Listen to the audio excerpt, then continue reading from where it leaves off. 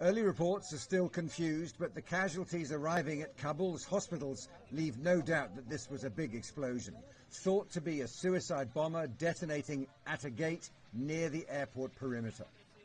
It's the disruptive attack that the NATO allies were dreading and could change the last few days of this operation drastically.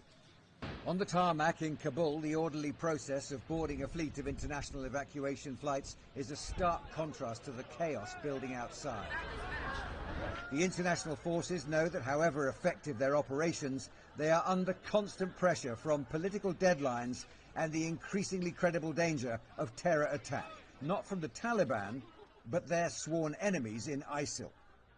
We believe that there is a very imminent, highly lethal attack possible within Kabul, and as a consequence we've had to change the travel advice to advise people not to come to the airport, indeed to move away from the airport, find a place of safety and await further instructions.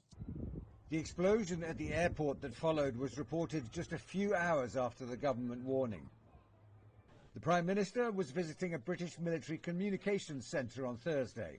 He said the UK operation was proceeding well and hinted that even after next week, there might be other options.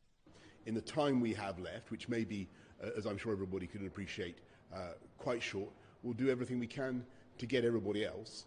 But I want to stress that this is just the first phase. International efforts are producing results, and there is now a slow but steady stream of aircraft lifting off over the roofs of the city.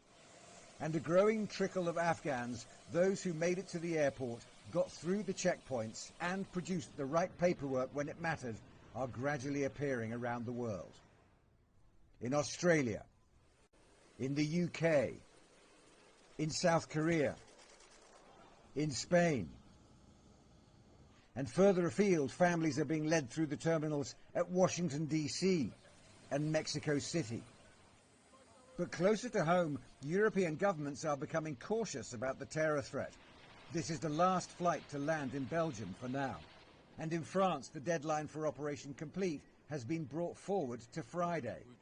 In Istanbul, President Erdogan has publicly warned of the dangers of what he calls an authority vacuum in Kabul, while his spokespeople are hinting that Turkey may take over control of the airport when the NATO allies are gone.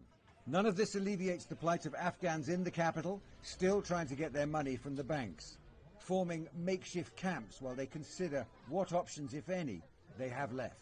For now, the Taliban are staying back, watching, but for the most part, keeping their distance. But at the land border to Pakistan, the numbers of people desperate to get out are still growing. And despite the warnings of danger at the airport, many in the crowds outside the terminals are holding their ground too. There are difficult days ahead.